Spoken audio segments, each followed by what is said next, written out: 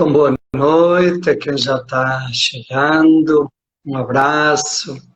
Sejam todas bem-vindas, bem-vindos. Cláudia, boa noite. Oi, boa noite, pessoal. Tudo bem? Então, vamos conversar hoje sobre essa grande pergunta que muita gente faz nos cursos de Enneagrama. Enneagrama é ciência? Enneagrama tem base científica? Então a nossa conversa hoje vai ser sobre isso aí. Então quem já chegou, sinta-se bem-vindo, bem-vinda. É um prazer podermos compartilhar mais este momento, embora isolados fisicamente, estamos unidos por algo maior, né? Então é isso que nos liga aqui. É melhor falar de isolamento físico, porque socialmente não estamos isolados, não é? Quem tem instinto social dominante, né, Cláudia, sabe que essa energia que nos une vai além do distanciamento físico, né? Eu tenho impressão, Domingos. Quando eu desligo a live, eu sinto falta do povo. Está vendo? Até os 5 sente falta do povo, né? Acho uma tristeza para desligar. Muito bem. Então, gente, boa noite, bem-vindas, bem-vindos. Um abraço para cada uma, para cada um. Nós vamos então conversar sobre esse assunto. Enneagrama é ciência. Enneagrama tem base científica. E nós vamos conversar com Cláudia Melo, que já está aqui conosco. Cláudia Melo é psicóloga, graduada pela Universidade de Goiânia, tem pós em gestão de pessoas e tem uma especialização também em acupuntura tradicional chinesa. Depois vamos falar mais algumas coisas. E a Cláudia é também professora de Enneagrama do Instituto Enneagrama Shalom, o IES, e a nossa conversa vai ser por aí, né? Vamos ver, falar um pouquinho do Enneagrama e depois a Cláudia vai falar mais dessa vertente, dessas categorias da ciência moderna e de como nós podemos situar aí o Enneagrama e especificamente o nosso jeito de trabalhar o Enneagrama com as pessoas e com as instituições. E quando nos cursos e encontros por aí fora, sobretudo nos ambientes mais académicos, né, onde as pessoas vêm de uma formação mais académica, é normal, é natural e eu até acho bom que as pessoas sempre perguntem, mas isso aí tem base científica? O Enneagrama fundamenta-se em quê? Imagina quando a gente vai fazer, sei lá, um curso para professores da universidade, como já tivemos vários, ou para os juízes lá no Tocantins, né, Cláudia? E a gente estende lá na sala aquele pano com o símbolo do Enneagrama. O povo fica assim meio estranho, né, e pensando que negócio é esse, onde nós chegamos, né? E então é bom que venha essa pergunta sobre o que é ciência, sobre o Enneagrama dentro do conceito ciência, dos parâmetros da ciência. Quando me perguntam, eu sempre gosto de dizer assim, olha, vamos lembrar as fontes mais remotas do Enneagrama. E a gente tem que voltar 4.500 anos, 4.500 anos. Aí nós vamos lá na antiga Mesopotâmia, o berço das civilizações. E nós vamos encontrar leis matemáticas. E essa é a primeira base do Enneagrama, leis matemáticas. Acho que só por aí nós já temos uma primeira resposta interessante. E geralmente quando a gente fala, sobretudo nesses ambientes mais, onde as pessoas têm uma formação mais de números, de cálculos, quando elas descobrem, baseia-se em leis matemáticas, parece que já dá um alívio, né? Então nós vamos encontrar leis matemáticas lá nas origens mais remotas do Enneagrama. A lei do um, ou a lei do uno. Os antigos sumérios se perguntavam de onde viemos, qual é a origem de tudo que existe, e eles chegam à identificação dessa primeira lei, que serviu de base para muitos conhecimentos, e até hoje é uma base do conhecimento moderno. E a resposta que eles encontraram foi essa: tudo vem de uma mesma fonte, de uma mesma origem. Então, se tudo vem de uma origem que é igual, tudo está profundamente interligado, tudo é um, tudo é unidade. Chamamos isso de visão holística, ou chamaríamos hoje de visão sistémica. Pois bem, essa é a primeira lei que serviu de base ao Enneagrama. Segunda lei, que vem também da Suméria, lá da antiga Mesopotâmia, 2500 anos antes de Cristo, portanto 4500. A segunda lei: como é que as coisas se sustentam, se mantêm? Como é que o mundo se mantém? Tem alguma coisa que explica a sustentabilidade e a permanência? E eles chegaram à identificação da lei do 3. E a lei do 3 fala de 3 forças, 3 energias que se equilibram para dar permanência. E é importante porque essas leis estão na base de todas as culturas, de todas as tradições, inclusive na base das ciências modernas mais avançadas. Vamos, por exemplo, na física atômica. O átomo é uma unidade, lei do 1. Mas é constituído por prótons, elétrons e nêutrons.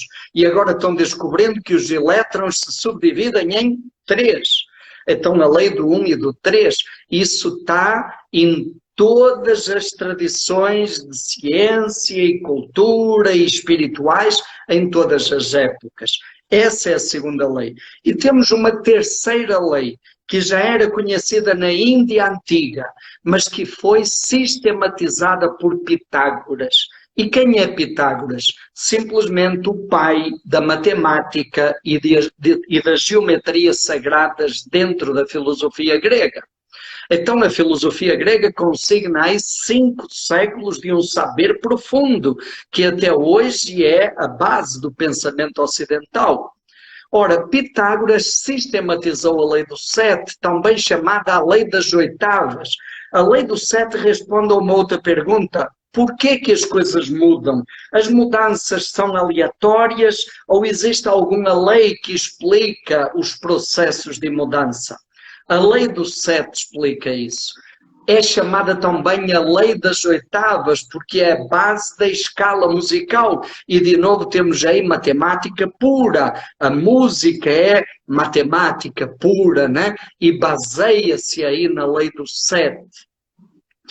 E a lei do 7 explica o ciclo lunar, explica depois os processos de mudança que acontecem na natureza, e até hoje está aí presente nas ciências, nas linhas mais avançadas da ciência.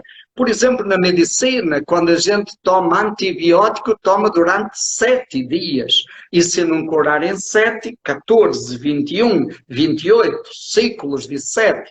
A biologia diz que a cada 7 anos as células do nosso organismo mudam. Então nós continuamos sendo os mesmos, já uma permanência da identidade, uma mudança. E essa mudança é regida pela lei do 7, pelos processos. Então, essas são as 3 leis que estão na base do Enneagrama. Essas 3 leis, elas se encontram em Alexandria. E, de novo, nós trazemos aí outro elemento fundamental para a nossa conversa.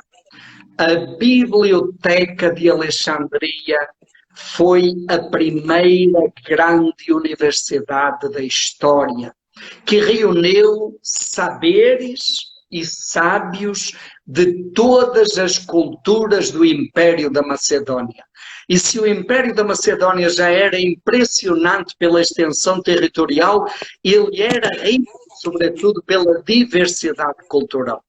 Olha, dentro do Império da Macedónia nós vamos ter toda a cultura do Egito, historicamente, né, geograficamente, desculpem, Alexandria situa-se no Egito.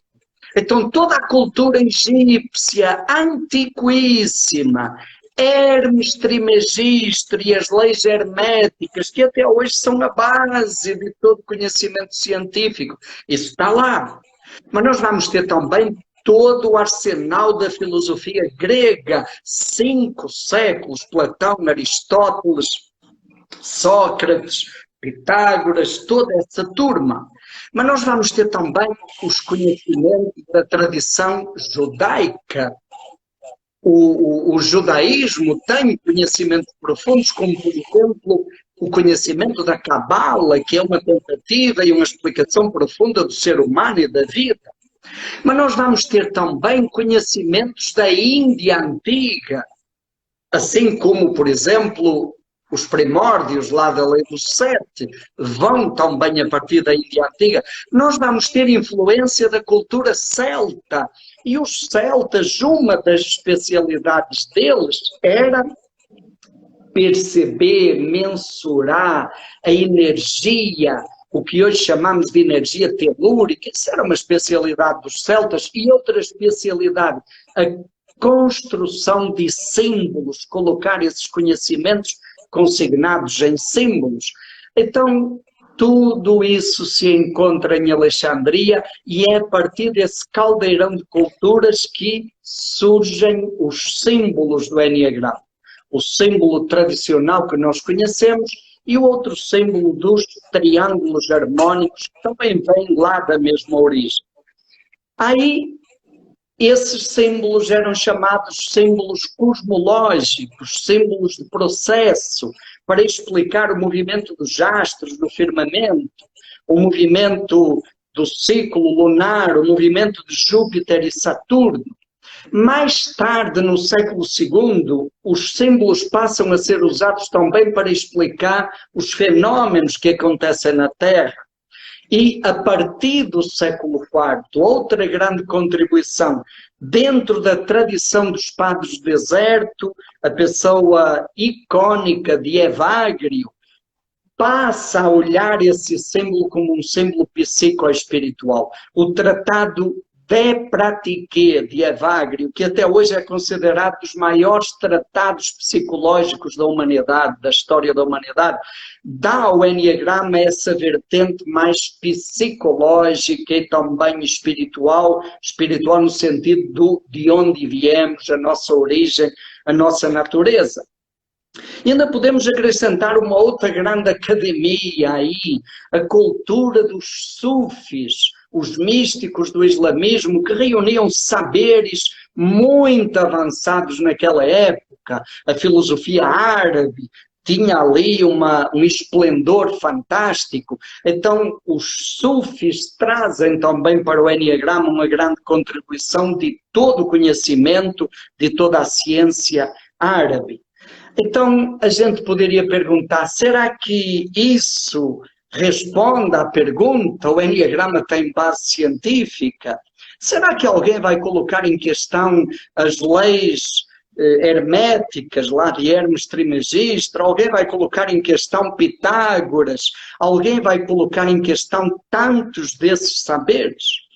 Mas talvez a gente ainda possa ir mais além. Será que o Enneagrama hoje tem reconhecimento pelas ciências modernas? E então nós poderíamos citar inúmeros estudos académicos, olha, teses de graduação, de mestrado, de doutorado, trabalhos científicos publicados em revistas científicas, em grandes universidades. Olha, desde a década de 70, nós temos universidades que se tornaram referência, por exemplo, a Universidade de Berkeley, a Universidade de Stanford, a Universidade Loyola de Chicago, desde a década de 70 que adotaram o Enneagrama, naquele tempo com Pete Frills e Cláudio Naranjo, que introduziram esse conhecimento.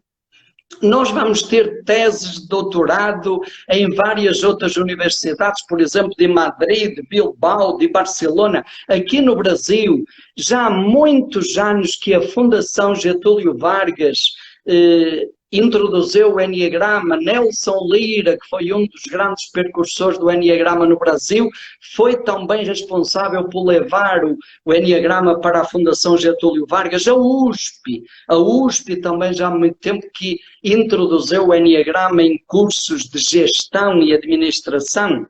Então, hoje nós vemos o Enneagrama entrando em muitas áreas académicas, estudos científicos sobre Enneagrama em diversas áreas, desde a psicologia, a saúde, a educação, gestão e administração, comunicação, teologia, espiritualidade. Então há uma diversidade muito grande.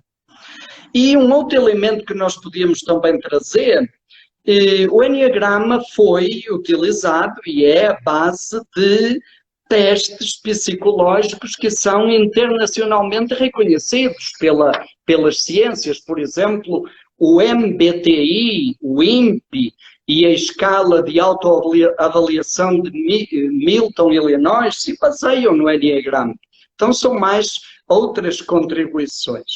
Richard Riso, que foi um dos grandes nomes do Enneagrama contemporâneo, falecido há poucos anos, Richard Riso dizia assim: quanto mais a gente conhece o Enneagrama, mais a gente percebe que ele não foi inventado, ele foi descoberto. Quer dizer, não é uma teoria construída em laboratório. O Enneagrama é fruto da observação de milhares e milhares de pessoas ao longo de milhares e milhares de anos. E aí se chega à compreensão dessas leis que regem o universo e que regem também o funcionamento da energia nos seres humanos, os fluxos que acontecem dentro de nós. Além disso, o Enneagrama hoje dialoga profundamente com as várias escolas da psicologia moderna, integra elementos de várias delas com muito respeito e conseguindo fazer um diálogo muito bonito. E mais, o Enneagrama vai além da psicologia, integra saberes de outras áreas da ciência e da espiritualidade, né? Então, podemos dizer que o Enneagrama chega até nós carregando uma síntese de conhecimentos profundos sobre o ser humano, num sistema que é muito amplo, muito consistente, muito completo, profundo, e ao mesmo tempo um sistema simples, acessível, muito claro, né? Então, a pergunta, depois desta viagem rápida pela história, a pergunta é: será que precisa de maior reconhecimento científico ainda, né? Talvez uma das coisas mais bonitas, né, que a gente vê hoje é várias áreas da ciência se aproximando do Enneagrama, recorrendo ao Enneagrama para dele beberem e nele se enriquecerem. Então a gente vê uma aproximação. A aproximação não é do Enneagrama querendo um reconhecimento científico, aliás, isso já foi muito discutido na Associação Brasileira de Enneagrama, né? O movimento que a gente percebe hoje é o contrário, é muitas áreas das ciências buscando no Enneagrama saberes tão profundos, né? É uma sabedoria tão antiga e sempre nova que permanece aí, que chega até nós e que hoje vai se espalhando e acessando a vida de tanta gente. Então, depois deste horizonte geral, fazendo aí uma viagem pela história, eu queria passar a palavra para a Cláudia. A Cláudia, além da formação que ela já tem e que eu citei no início da live, a Cláudia está iniciando um mestrado em prestação jurisdicional e direitos humanos pela UFT, dentro da Escola Superior de Magistratura.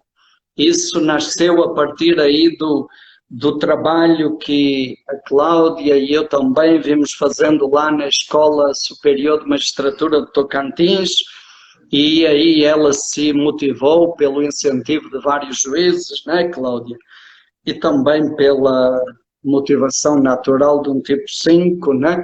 Então a Cláudia se animou para meter a cara aí nesse desafio e iniciar o mestrado em prestação jurisdicional e direitos humanos. Então ela tem pesquisado muito aí sobre esses parâmetros da ciência moderna e ela agora vai nos trazer isso, né, Cláudia? Vai nos falar sobre como é que o Enneagrama se situa dentro desse horizonte das ciências modernas. E eu queria dizer o seguinte, quem quiser, se houver perguntas, vocês podem fazer, eu vou anotando, e no final da fala da Cláudia a gente vai tentando responder às perguntas. Se não der tempo, vamos combinar o seguinte, como a live cai ao fim de 60 minutos, se não der tempo para responder às perguntas, a gente encerra, dá uns 2 minutinhos de intervalo para salvar a live, entramos de novo e respondemos às perguntas, tá bom? Ficamos combinados assim. Então, Cláudia, a palavra é sua, vamos lá. Para mim é um prazer estar aqui no domingo. Estou vendo aí muita gente lá do Tocantins, de Goiânia. Alguns disseram oi. Então, olá para todos. A minha fala ela é um pouco mais chata do que a do Domingos. Até porque um tipo 5, ele é chato por natureza, né? Como psicóloga, eu queria começar dizendo que eu ouvi falar do Enneagrama, né? E assim como uma pessoa colocou aí, já fez um comentário, que é sempre muito bem-vindo, eu classificava o Enneagrama como pseudociência, ou talvez nem se aproximasse da ciência, né? E aí, eu tinha, na época, terminado a minha especialização em medicina chinesa. E quando eu fiz quando eu iniciei o processo de autoconhecimento com o Enneagrama, eu percebi, tá oscilando o áudio? Tá. Eu vou tentar colocar o fone para ver se melhora.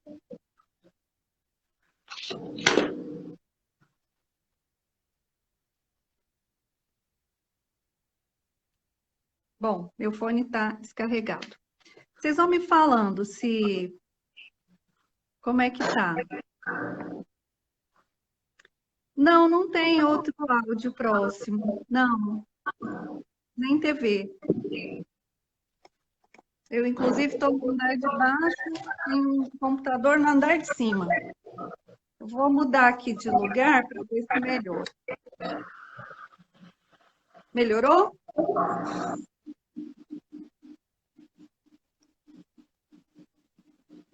Então, vamos lá. Eu vou tentar... Tem alguém me dizendo que está normal? Domingos, consegue me ouvir? Normal? Eu estou ouvindo. Estava falhando um pouquinho, mas agora está tranquilo. Tá, então vocês vão me avisando aí. Eu estava concluindo dizendo que o que me aproximou, né, do Enneagrama foi a medicina chinesa. Acho que, do contrário, eu não teria trilhado por esse caminho. A minha fala ela é muito chata, porque eu vou trazer alguns conceitos que a gente pode relacionar com a psicologia. Então, eu organizei a minha fala da seguinte forma. Eu vou tentar trazer um pouco da minha experiência como um processo de autoconhecimento e depois como professora para essa nossa linha de pensamento. Está com eco, né?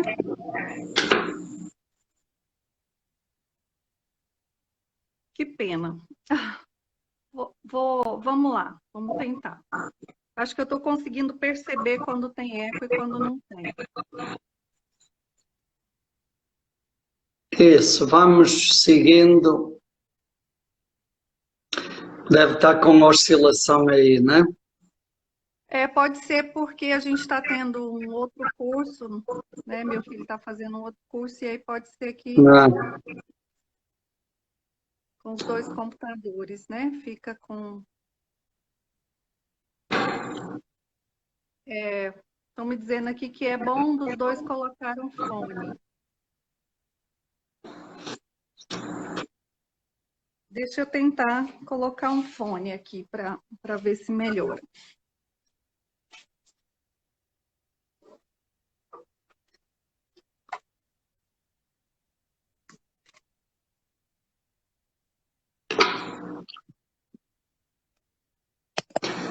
Estão dizendo aí que está ruim, mas está bom. Então, seguimos, Tá ruim? né? Está ruim, mas está bom. Tá bom, vamos lá. A psicanálise, ela já é velha conhecida do enneagrama, né? Então, eu quis fazer uma linha de pensamento diferente da psicanálise, né?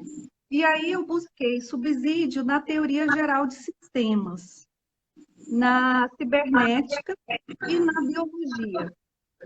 Ok, segue, Claudinha. Então vamos seguir.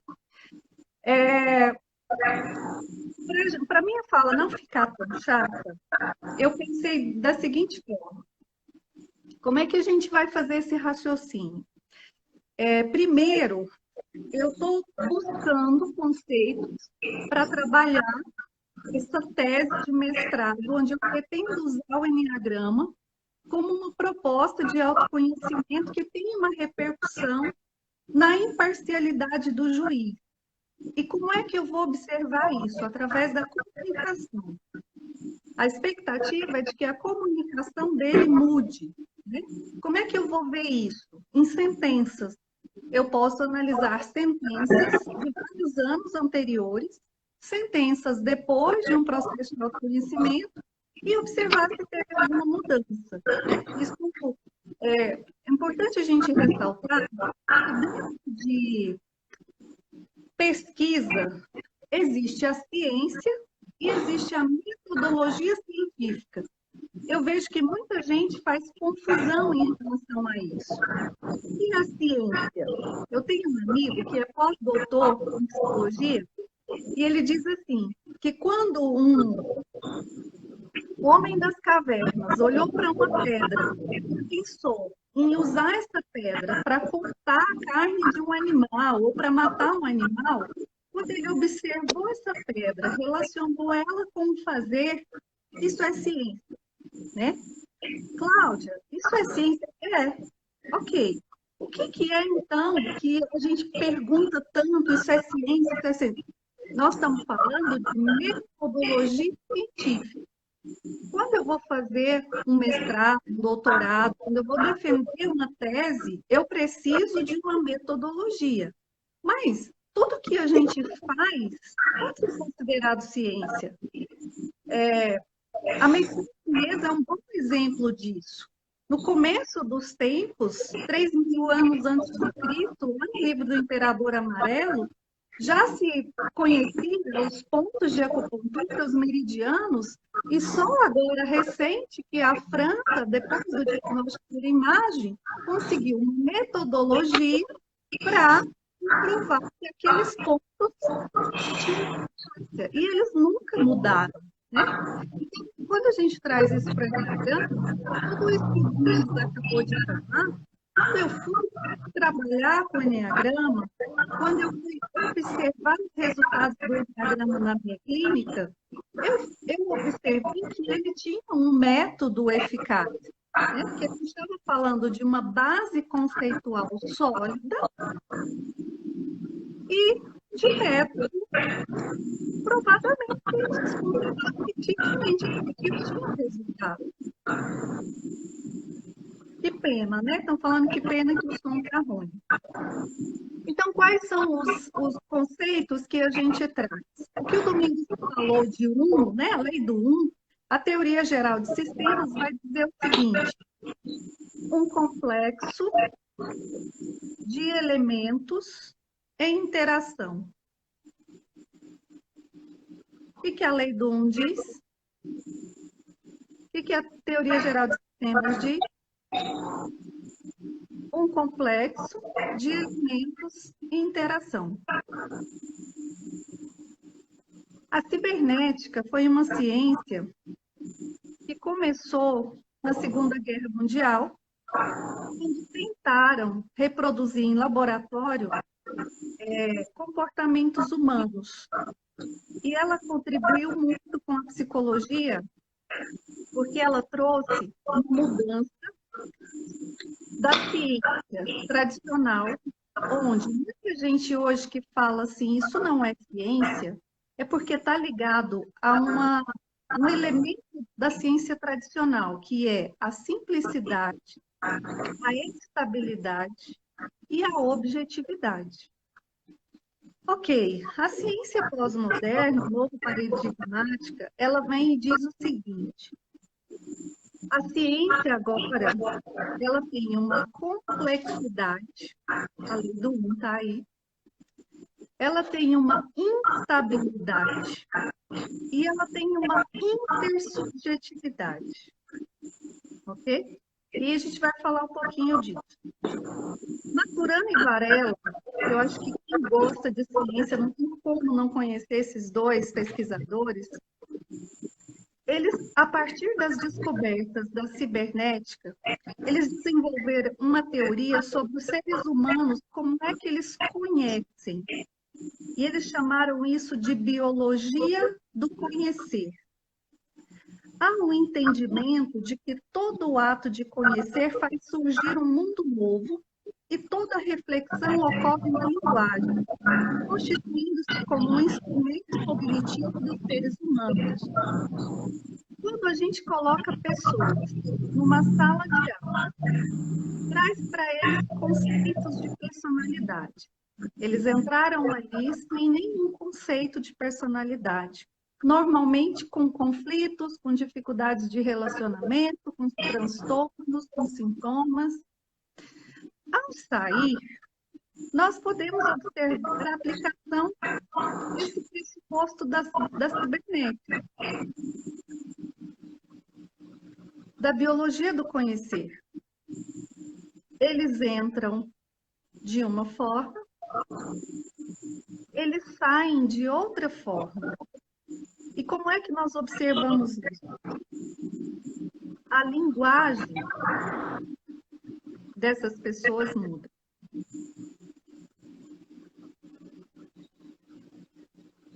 Nós podemos trazer o fenômeno da plasticidade estrutural do cérebro, esse pensamento.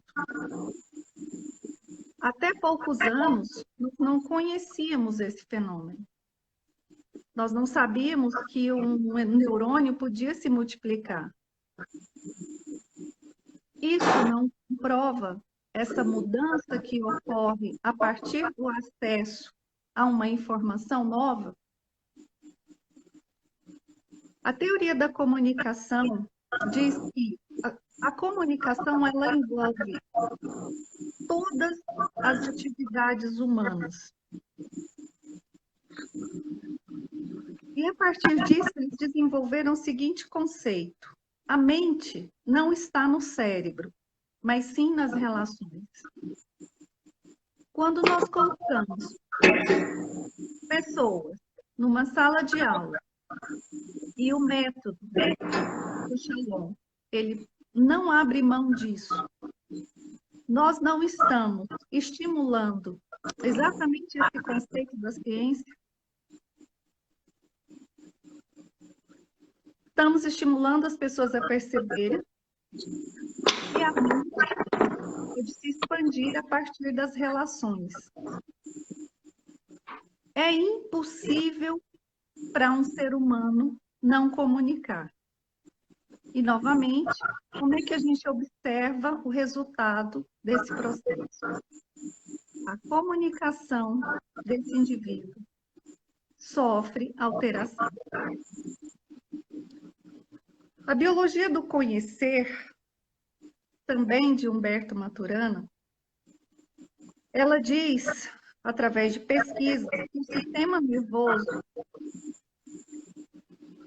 a pesquisa desses dois foi com foco em entender como é que funciona a percepção dos seres humanos. É responder como os seres humanos conhecem ou aprendem.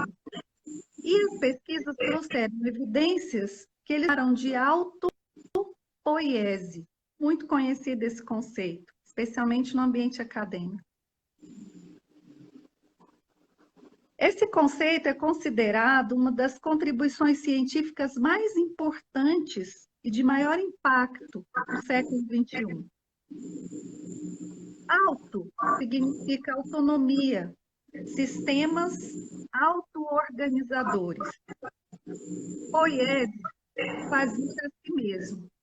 Autopoiese mostra a contínua interação do ser humano com o meio, evidencia autonomia e dependência, ou seja, é capaz de manter a si mesmo, mas precisa da interação com o meio. Qualquer semelhança com o resultado que a gente tem quando nós colocamos pessoas numa sala de aula e a partir da escuta do outro, em termos de personalidade, nós percebemos que há um avanço de compreensão, que nós também podemos chamar de cognição. O processo de interação entre o ser vivo e o meio, chamado de acoplamento estrutural, produz recursivamente mudanças estruturais contínuas no ser vivo. Isso nos leva a perceber que um indivíduo ele chega de um jeito e ele sai de outro. No entanto, essas mudanças estruturais são o resultado da dinâmica interna do ser vivo, desencadeadas pela interação com o meio, mas sempre determinadas pela estrutura do ser vivo naquele momento. Olha que interessante. Eu vou tentar usar uma metáfora para deixar isso mais claro. O Gurdjieff, ele dizia que o ser humano, ele é como se ele nascesse como um corpo físico e ele criasse um segundo corpo que ele chamava de alma. Então, eles davam uma metáfora assim. Imagina que você colocou uma pedrinha de sal na água. Ela vai dissolver. Mas, na medida que você vai colocando mais pedrinhas de sal, ela vai dissolvendo, dissolvendo, até que uma hora ela não dissolve, ela cristaliza. Isso é o que ele chamou de segundo corpo, de alma, que seria um ser num estágio de consciência mais elevado. Quando a gente traz uma pessoa para um processo terapêutico, ela chega normalmente com um conflito, com um problema, com um sintoma. E o que é que nós, psicólogos, psiquiatras, tentamos promover nessa pessoa? E para isso nós usamos métodos, conceitos, protocolos. Nós tentamos trazer essa pessoa a um processo onde ela consiga olhar para si, entrar em contato com aspectos que estão inconscientes e sair com uma consciência mais elevada. E para isso nós usamos todos esses conceitos que eu coloquei e muitos outros mais. Ora, quando eu faço isso, usando o Eneagrama como pressuposto conceitual, e aí eu estou falando do método específico do Instituto Eneagrama Shalom. Teve alguém que disse assim, eu até considero o Eneagrama como ciência, mas não a metodologia citada. Ok? O Eneagrama, ele não trata de método. Ele é uma base, ele é um sistema que pode se relacionar com vários conceitos da psiquiatria, da psicologia moderna, da educação, da comunicação. Ok? Para aplicar esses conceitos, eu posso desenvolver metodologias e metodologias. Inclusive, a pessoa que falou, ela pode desenvolver a própria metodologia. E lá na frente, ela vai testar se essa metodologia dá resultado ou não. É um pouco isso que eu quero trabalhar no meu mestrado. E é isso que a Inês também, de Portugal, vem trabalhando lá na Faculdade de Medicina, usando, que é uma professora também do nosso instituto, usando o Eneagrama relacionado com uma base conceitual, normalmente relacionado com a teoria de traço de personalidade, né? E observando, no caso dela, ela observou o comportamento de alunos do curso de medicina antes e depois da exposição deles a um processo de autoconhecimento. Então, é muito importante para a gente perceber que essa coisa de método é muito importante, tá? Mas daí dizer que o Eneagrama não é científico é, no mínimo, um reducionismo da nossa parte, né? Eu diria assim que o interessante, como eu coloquei para o Domingos, é que a gente se abra, né, para trazer métodos que deixem o Eneagrama mais próximo da ciência, né? Isso, para nós, eu vou me considerar uma pesquisadora, seria, assim, fantástico. Por quê? Porque enquanto, às vezes, eu demoro 10 anos para mostrar ou estimular o paciente no consultório a perceber algo, eu colocando ele num ciclo introdutório de autoconhecimento, como o método do Instituto Chapman, eu reduzo esse tempo em 6 meses. Isso é bom? Do ponto de vista da prática da psicoterapia, isso é fantástico. Eu já tive paciente que veio para mim fazer apenas o Eneagrama e que voltou para a terapia com profissionais renomados, e o terapeuta me ligou: Cláudia, o que é que você fez com esse indivíduo? Né? Tamanho resultado que ele chegou num espaço de tempo muito curto. Então, a biologia da cognição diz que o fenômeno do conhecer está invariavelmente atrelado à estrutura humana e não a algo que está fora e é captado pela mente. E a gente diz o tempo todo, né, dentro dessa proposta de autoconhecimento, você é convidado a olhar para dentro. E, sem dúvida, eu tenho um grande amigo que estuda neurociência e a gente conversa muito, e ele me explica isso dentro da neurociência, né? Inclusive, o moço é um tipo 5 também, tem um pós-doutorado. Não há a menor dúvida, né, da eficácia do Eneagrama dentro da proposta terapêutica. O diferencial é a aplicação com toda certeza. E aí isso está embasado dentro dos pressupostos da cibernética. O que é o pressuposto da cibernética, tentando dizer isso com as minhas palavras? E que o Gurdjieff já dizia, que todo o hermetismo, toda a filosofia diz a mesma coisa. Se eu, Cláudia, estou em determinado ponto de desenvolvimento cognitivo, o Domingos está em outro estágio, o cérebro dele é outro, ele recebeu outros estímulos e ele tem uma outra formatação. Nós dois podemos fazer o mesmo experimento e percebermos resultados diferentes. Por quê? Porque nós estamos diferentes. E aí entra aquela questão da espiral, né? Quanto mais voltas você deu nessa espiral, com certeza mais consolidada, mais desenvolvida, mais consciente. E aí é uma coisa que a gente fala muito do nosso observador interno.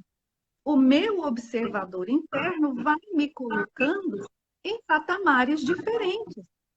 Por isso que as escolas, né, as escolas filosóficas, elas acabam se tornando comunidades secretas. Por quê? Porque a literatura diz que essas pessoas, na medida que elas evoluem do ponto de vista cognitivo, moral, né, que não existe evolução cognitiva sem evolução moral dentro dessas escolas. Essas pessoas não conseguem mais conviver, né, com outras pessoas que não estejam no mesmo patamar delas.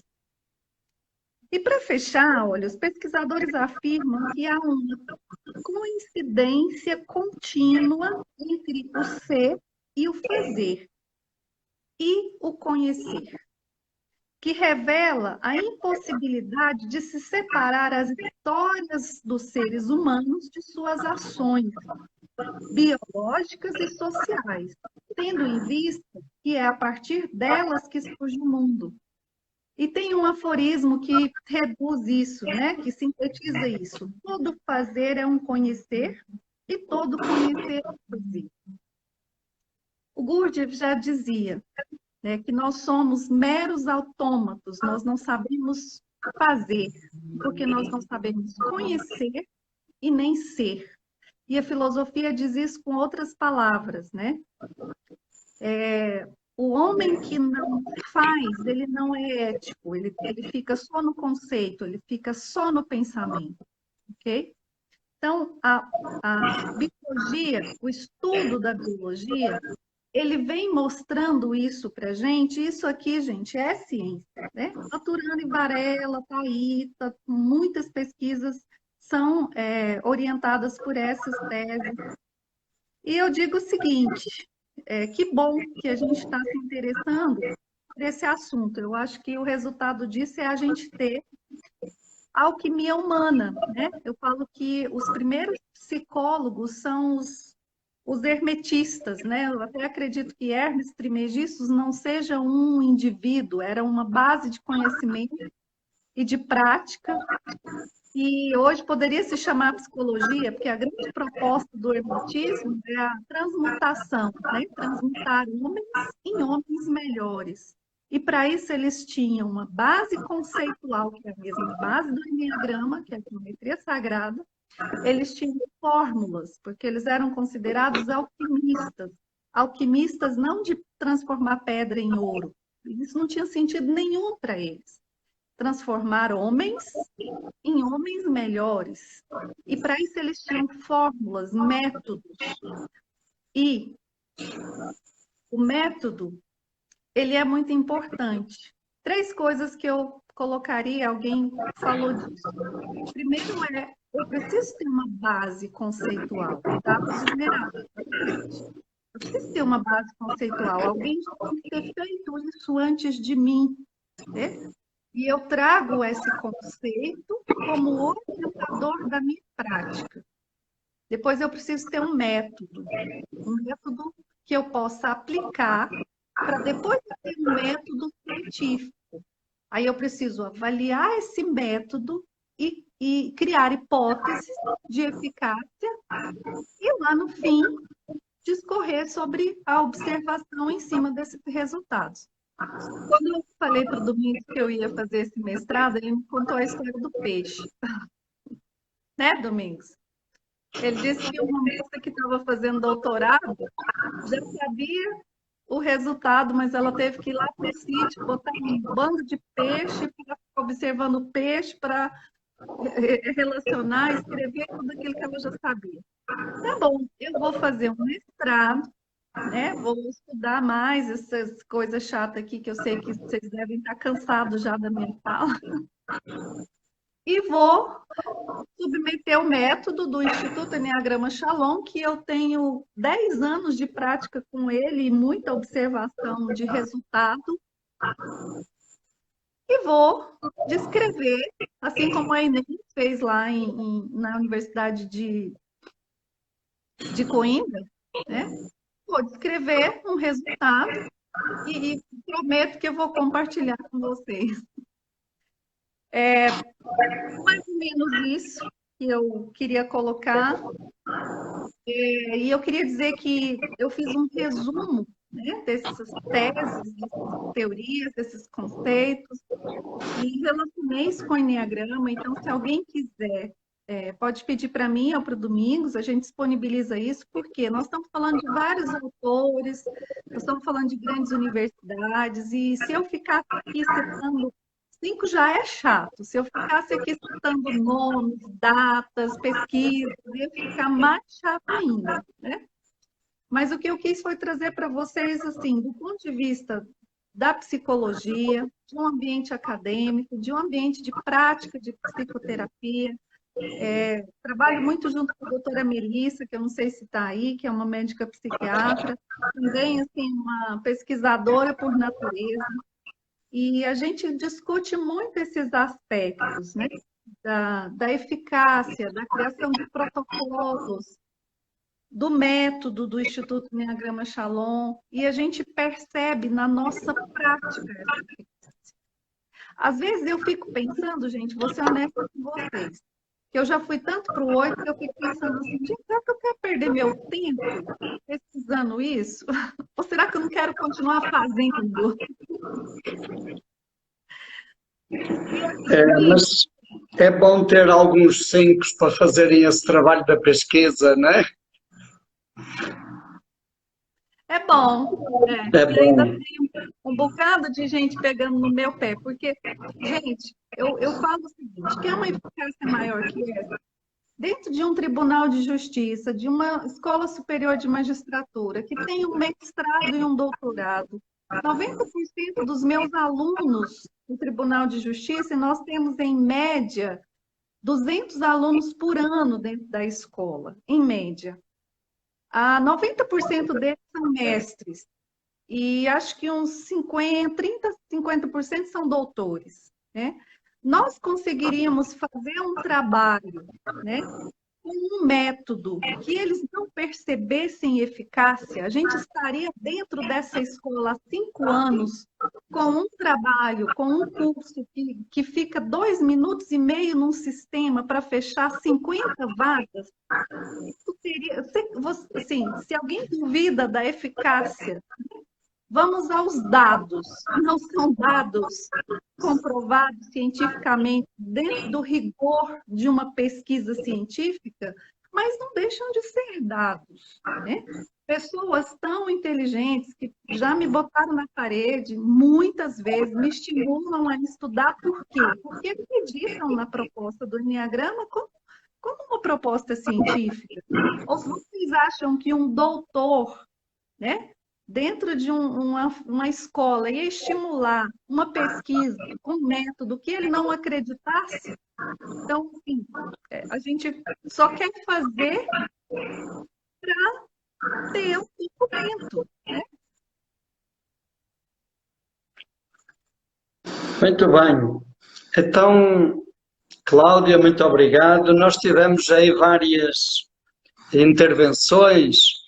Um abraço especial aí para o Arthur Rios. Um abraço, Arthur. O Arthur também é tipo 5, viu, Cláudia? Fez também a formação connosco e ele colocou aí várias contribuições importantes. Então, assim, de 5 para 5, trazendo uma provocação que o Arthur fez no início e que você também falou, que quando teve o primeiro contato com o Enneagrama também lhe veio esse questionamento. O Enneagrama não será uma pseudociência, né? E pode vir essa impressão às vezes no início. Cláudia, assim, de uma maneira breve, como é que você poderia dizer assim, o que é que distingue uma pseudociência e ciência? Qual seria uma distinção fundamental entre pseudociência e ciência? Olha, aí eu não vou colocar uma resposta acadêmica, né? Eu vou colocar uma opinião. Que para uma pseudociência é uma parte, né? Isso tem acontecido muito com os profissionais de coach. O que se diz muito no Brasil que é uma pseudociência? É algo que se supõe, né? Supõe um resultado sem ter aplicado um método. É por isso que eu falei tanto de método, de conceito, de método. Então, você não tem uma comprovação através de um método e você supõe algo, você acha, né? Pseudo, um achismo, e defende-se algumas ideias. Agora, uma coisa que é o seguinte: muitas vezes o que é considerado pseudociência, e vamos usar até uma terminologia mais pesada, charlatanismo. Durante muito tempo, a acupuntura foi considerada charlatanismo. Por quê? Porque não havia rigor científico, nem um método científico que comprovasse.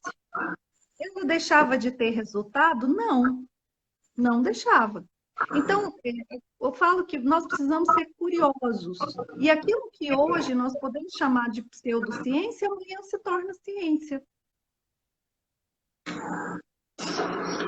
Muito bem, olha, então vamos fazer o seguinte, eu vou encerrar a live E aí eu peço que daqui a 2 minutinhos vocês entram de novo. É só o tempo de eu gravar, salvar para ficar no IGTV e voltamos, tá bom, gente? Eu só queria lembrar aqui brevemente curso de Enneagrama online, Enneagrama da Transformação. Vai começar no dia 27 de junho, daqui a uns 20 dias, 19 dias. Então, quem tiver interesse, procure e entre na plataforma Escola Digital IES.elore.com.br. As inscrições já estão abertas, estão funcionando, tá? Escola Digital IES.elore.com.br. Será um curso em 15 módulos, uma viagem bem profunda e extensa por toda a tradição do Enneagrama. Destina-se a pessoas que já conhecem o Enneagrama e que queiram aprofundar. Então, eu vou encerrar esta live e em 2 minutos a gente abre uma nova live, tá bom? Para não sermos cortados e para continuarmos conversando mais um pouquinho sobre este assunto e continuar com as dúvidas e perguntas que surgiram, tá bom? Então tenho aí o endereço escoladisitalies.elore.com.br e daqui a pouquinho a gente fala mais algumas comunicações.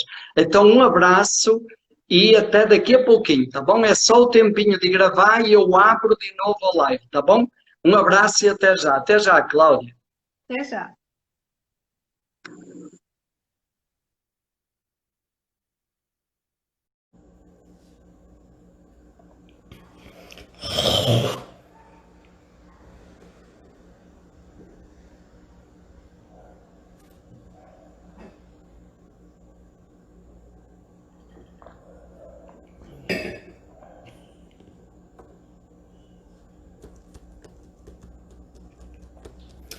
Então estamos entrando de novo, conversando.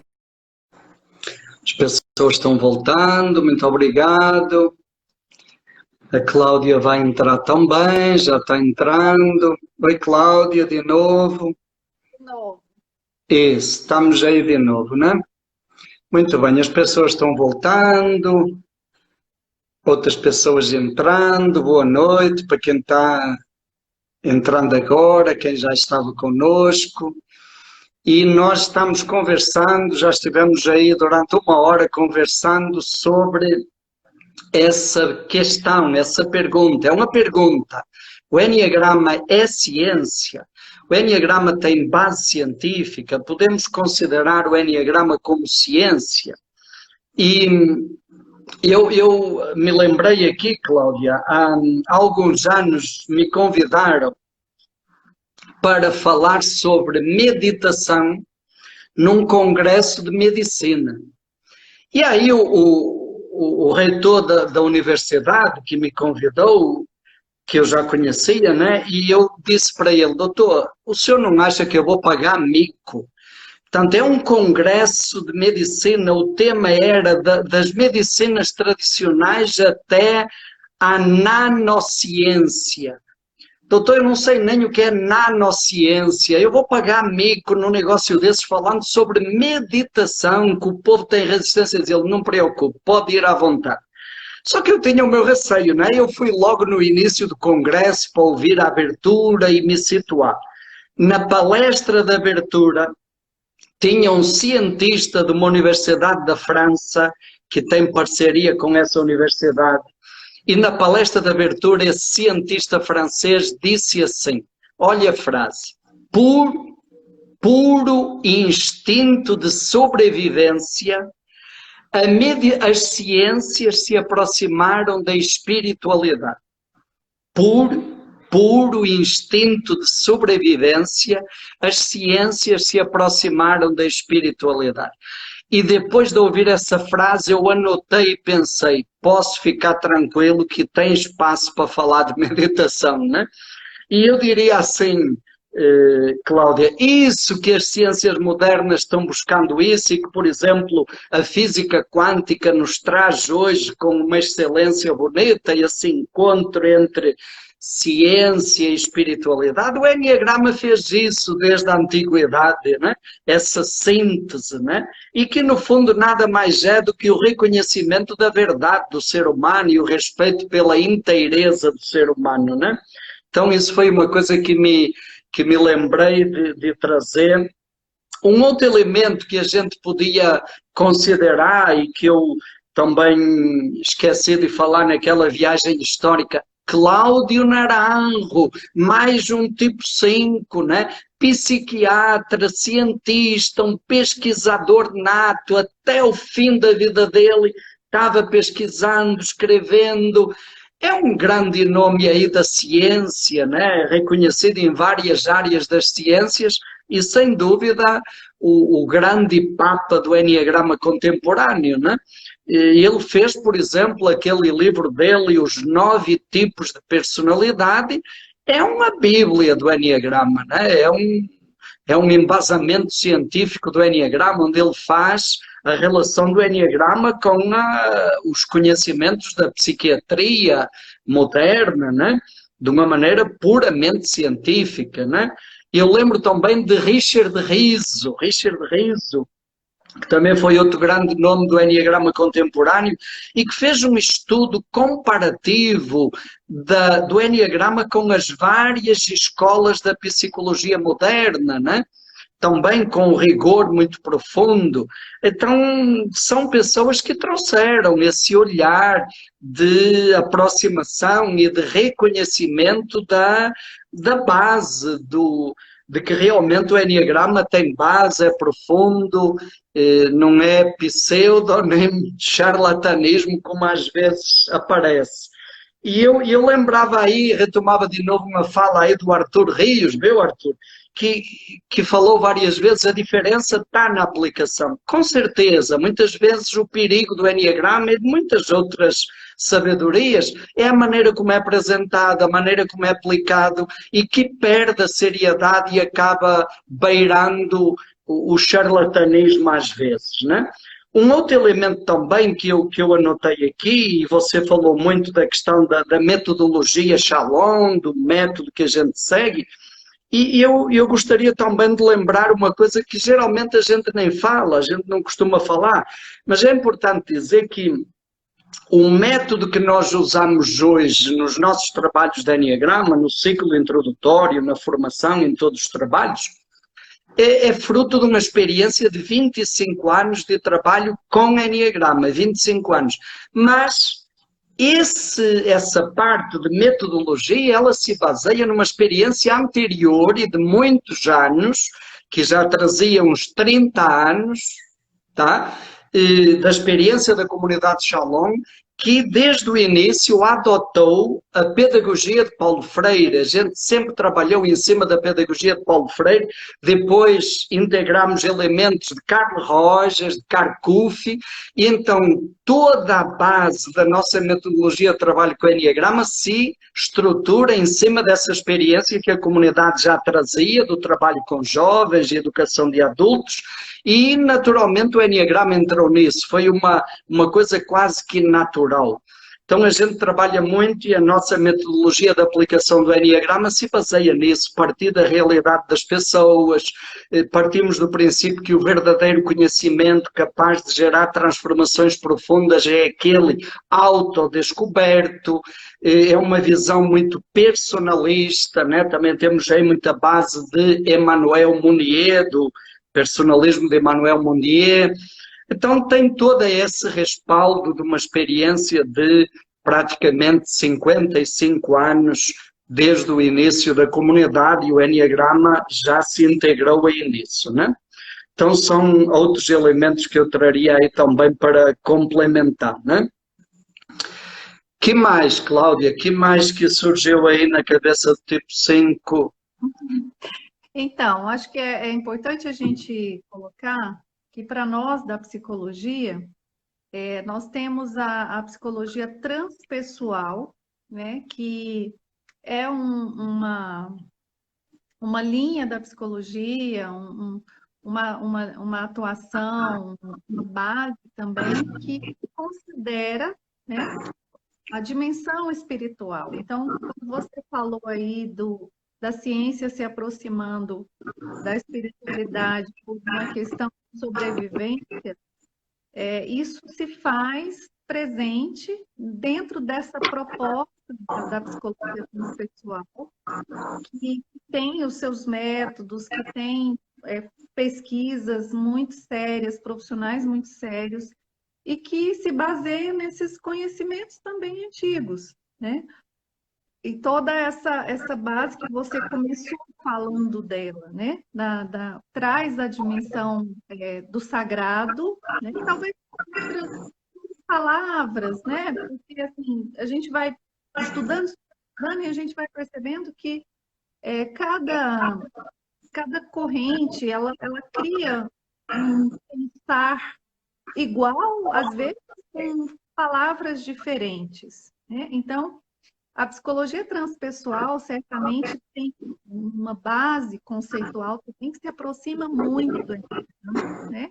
O pensamento sistêmico e a cibernética, que é também uma especialização da psicologia, tem essa estreita relação, e hoje, com o pensamento sistêmico, o método das constelações sistêmicas de família, no direito, nas empresas, o pensamento sistêmico está ganhando um espaço muito grande, né?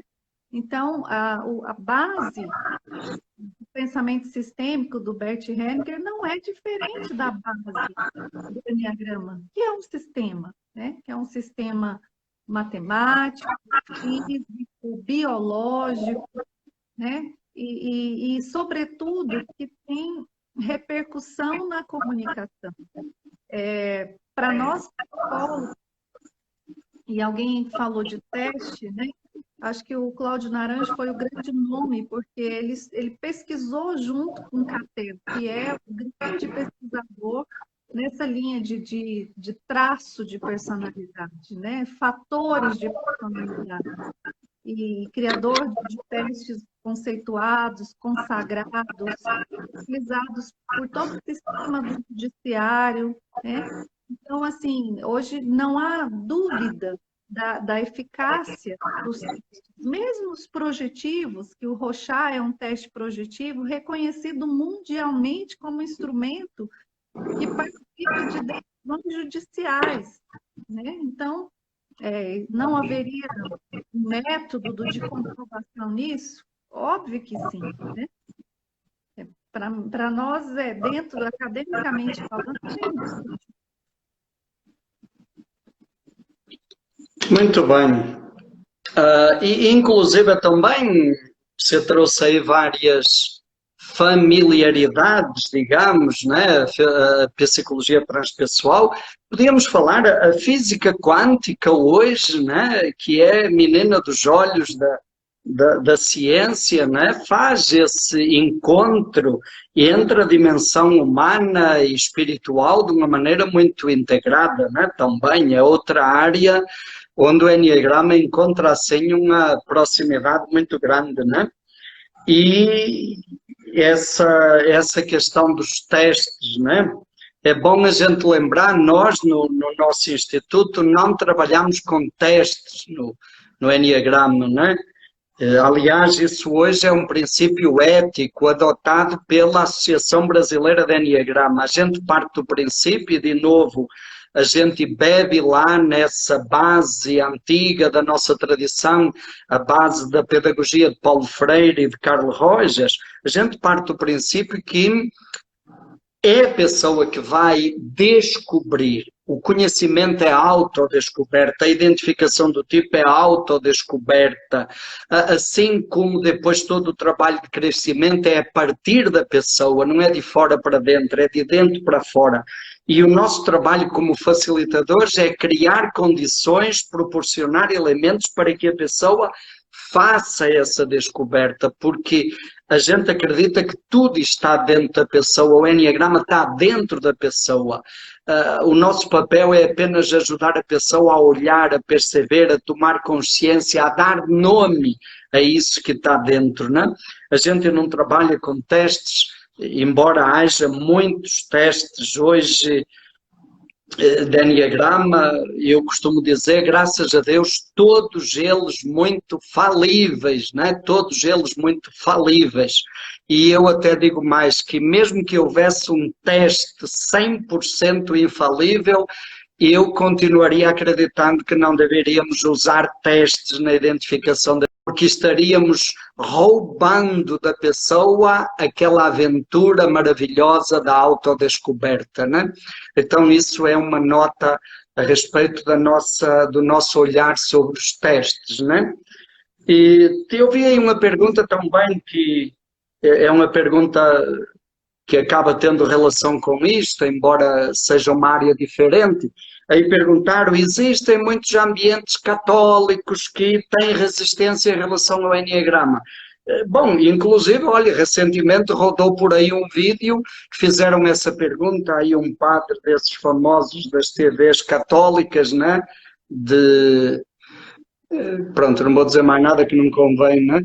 A um desses famosos, e a primeira coisa que ele disse é que o Enneagrama não era ciência, né? E baseou a resposta dele nisso. Bom, gente, é falta de conhecimento, infelizmente, não é o assunto desta live, mas eu já fiz uma live junto com Camila, a Camila Judice, de São Paulo. Essa live está no nosso canal do YouTube e em breve sairá também no canal do YouTube um texto, um vídeo sobre isso. A relação do Enneagrama com a espiritualidade cristã, especificamente. Embora o Enneagrama não tenha uma vinculação religiosa, mas ele bebeu nas 3 grandes religiões mediterrânicas.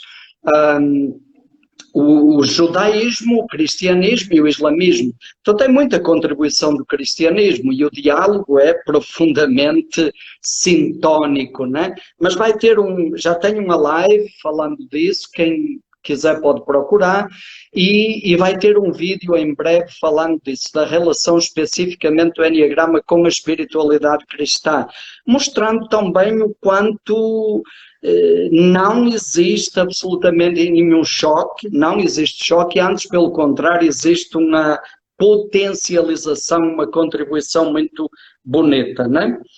E algumas pessoas perguntaram aí se tem curso de Enneagrama online. Olha, claro que a Cláudia também referiu isso, nós do nosso instituto consideramos que o Enneagrama é algo profundamente vivencial, presencial, a interação, a percepção física das sensações físicas, isso é fantástico e nós consideramos muito importante no nosso método a percepção das sensações físicas, das emoções, e claro que o presencial estimula muito mais isso. Mas nestes tempos de pandemia, com os cursos presenciais suspensos e a gente não sabe até quando, a gente achou que uma maneira de contribuir, de continuar contribuindo, era aproveitar estes meios digitais.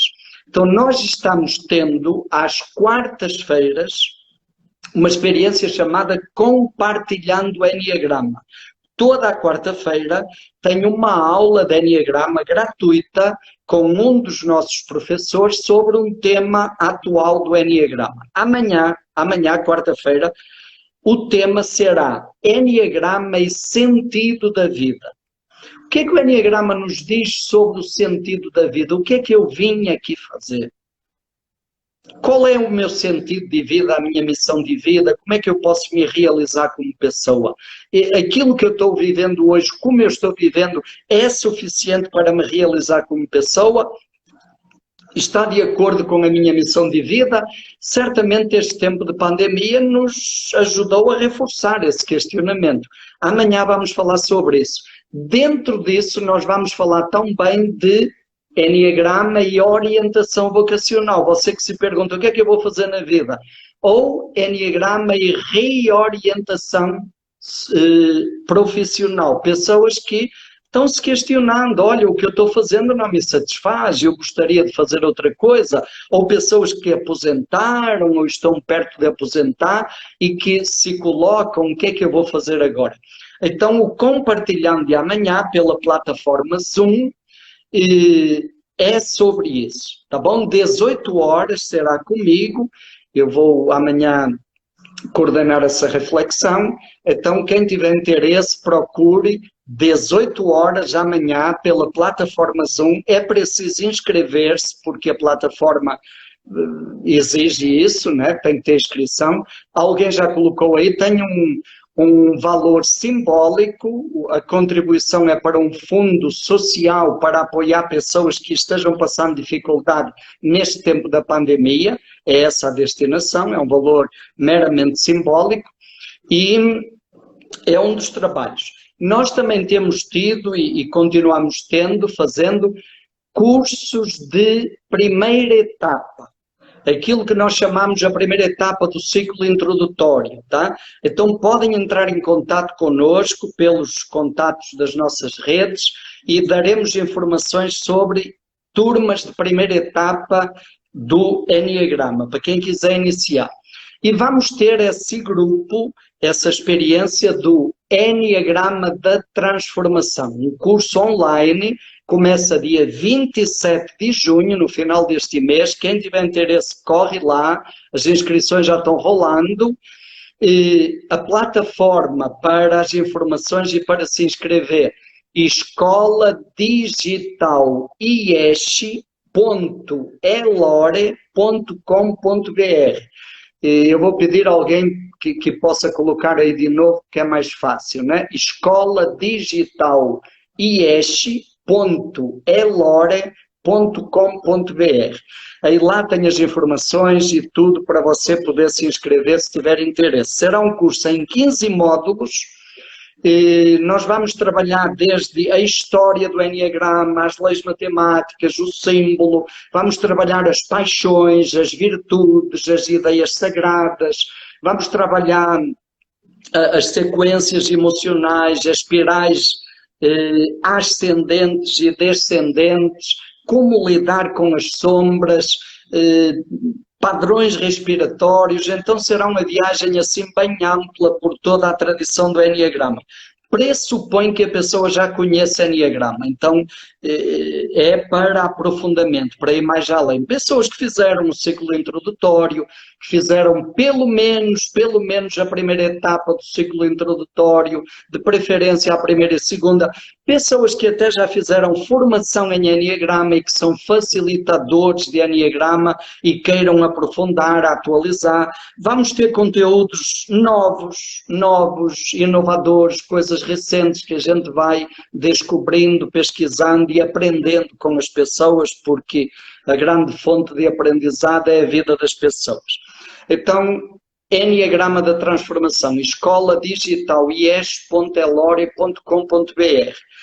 Compartilhando Enneagrama, já falei, e eu queria também convidar para um outro evento. Próximo sábado de manhã, eu vou participar de um evento chamado Ser e Líder.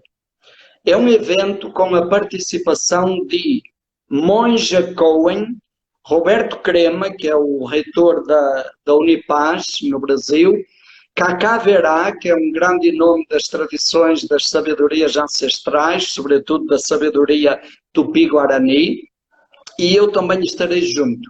E cada um de nós vai falar sobre autoliderança a partir da sua área. Eu vou falar de autoliderança a partir do Enneagrama.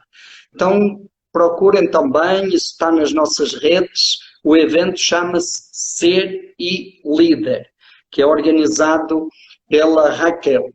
Então, sábado de manhã teremos isso. Sábado à noite, no final da tarde, teremos mais uma vez uma live do Viralizar Meditação, eu e o Afonso, e no domingo, 11 horas, teremos a quarta live daquela série Cada Tipo Uma Missão de Vida. Está sendo uma série assim muito bonita. Já tivemos o tipo 8 com Rebeca, tipo 9 com Ana Maria, tipo 1 com a Suzane. E próximo domingo vamos ter o tipo 2 com o Carlinhos, José Carlos de Brasília, né? Então próximo domingo, 11 horas, Cada Tipo Uma Missão de Vida. O objetivo é dar uma visão mais humana do Enneagrama, sobretudo com possibilidade de desenvolvimento, que desperte a compaixão pelo ser humano. Aí, alguns domingos mais na frente, quando chegar a vez do tipo 5, a conversa vai ser com a Cláudia, né? Mas ainda temos, entretanto, o próximo domingo 2 com o Carlinhos, depois o 3 com a Bernadette, o 4 com o Sandoval, depois o 5 com a Cláudia e continuaremos até o 7. Então, gente, é isso. Muito obrigado. E eu passo a palavra para a Cláudia para ela fazer aí o fechamento, uma palavra final desta reflexão. Então, pessoal, muito obrigada pelas participações, né, pela curiosidade. E eu diria que todos nós somos cientistas, né? Cientistas de nós mesmos. Tem um autor de personalidade que ele fala que a teoria de personalidade dele, ele fala que todos nós somos cientistas. E criamos hipóteses. E ao nos comportar, a gente percebe se essa hipótese, se o nosso comportamento é correto, nós reafirmamos a nossa hipótese.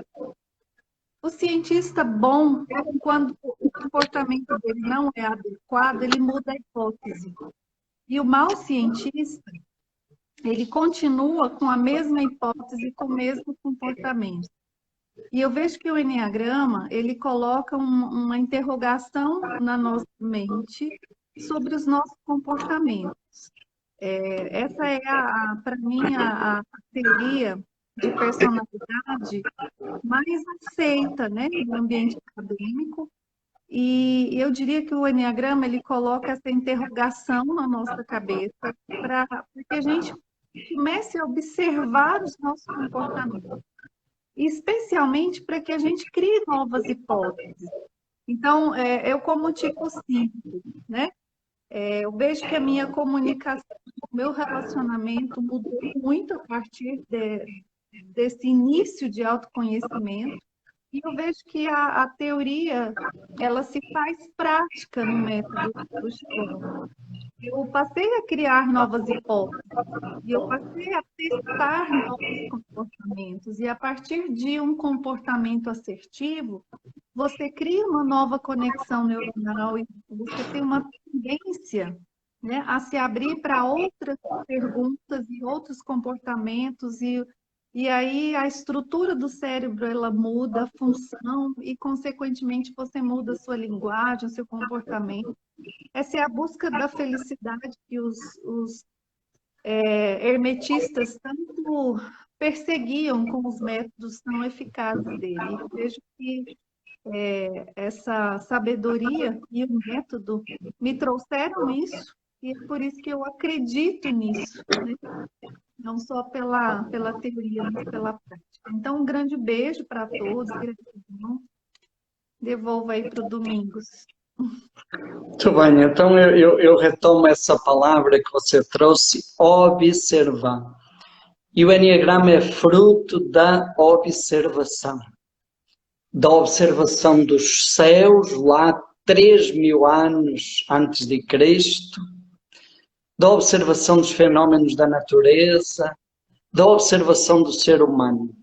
Aí nasce essa sabedoria tão rica, né? E o segredo é, o convite é cada um de nós também se observar. O grande desafio do enneagrama é voltarmos o nosso olhar para dentro, auto-observação que gera consciência. E este tempo da pandemia, do isolamento físico, com todas as dificuldades e tensões e medos e dores e angústias e sofrimento que isso traz, também traz uma oportunidade de auto-observação profunda. Então, gente, muito boa noite, muito obrigado. Obrigado, Cláudia. Boa noite a quem esteve conosco. Um abraço para cada um, para cada uma. E continuamos aí unidos na esperança, tendo um olhar de confiança apesar de tudo. Um abraço e até a próxima. Tchau, pessoal. Tchau.